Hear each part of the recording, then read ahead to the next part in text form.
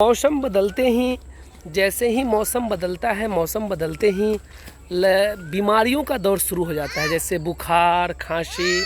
आ जाओ इधर, इधर चलते हैं बुआ, उधर गंदगी, उधर मत जाते हैं। तो बाबू तुम्हारा चलते चलते चलो, तुम्हारा अभी तबीयत खराब हुआ था तो कैसा मन कर रहा था? तबीयत खराब हो रहा था तब बेकार हैं? तो मन में क्या चल रहा था, क्या ख्यालात आ रहा था? कुछ नहीं। जब मौसम सर्दी बुखार का होता है तो बड़ा ही अजब सा एक टेंशन होता है, प्रेशर होता है। प्रेशर होता है बच्चों का, प्रेशर होता है कैसे बच्चे ठीक होंगे। और सबसे बड़ी बात है कि अब पेरेंट्स की तरह मैं सोचूं तो मैं ये कह सकता हूँ कि बड़ा मेहनत से, बड़ी तपस्या से, बड़ा जतन से बच्चे तैयार होते हैं। बच्चे के प्रति माता पिता जो है सजग होते हैं। और बच्चों को यदि तकलीफ़ हो तो फिर माता पिता का जो हाल होता है वो मैं अब बता सकता हूँ, क्योंकि अब मैं भी एक पेरेंट्स हूँ, मेरे भी 2 बच्चे हैं। और बिल्कुल परिवार का जो चिंता मेरे माता पिता किया करते थे आज से बहुत दिन पूर्व, तो अब वैसा ही कुछ फीलिंग्स, चिंताएं मुझे भी होता है। तो अभी मैं ये कहूँ कि यदि हम लोग बैठ जाएं ये सोच कर कि तबीयत ख़राब है तो कुछ होगा नहीं, धैर्य से लड़ना पड़ता है। सही में कहा गया है, लोगों ने कहा है कि बड़े लोग जो कह के गए हैं कि बड़ा ही क्या होता है, बड़े बुजुर्ग का कहना होता है कि दुख में धैर्य की परीक्षा होती है, तो धैर्य तो रखना ही पड़ता है। इसके अलावा किया भी क्या जा सकता है। ये दोनों बच्चे, हंस कुमार को लगता है दिमाग में कुछ चल रहा है। देखिए चेहरा एकदम सूख के कैसा हो गया है। कुछ चल रहा है तुम्हारे दिमाग में, लगता है हंस कुछ सोच रहा है। गाइस को बताओ हैं, ये कुछ बोलता ही नहीं है। दिव्यांश बाबू भी आगे आगे की तरफ बढ़ रहे हैं, हम लोग जा रहे हैं दियर की तरफ। मैं बात करूं, जब मैं बच्चा था तो मेरे माता पिता हमेशा, माँ तो नहीं, माँ तो बहुत पूर्व ही मेरी बैकुंठ गमन कर गई, 5 साल की उम्र में ही मैं था।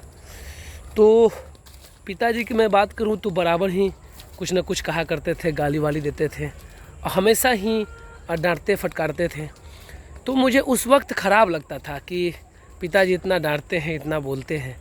परंतु अब मैं जब पिता बना तो मुझे ऐसा लगा कि पिताजी अपने लिए नहीं, मेरे लिए कुछ दिखा रहा है। गाइस क्या है?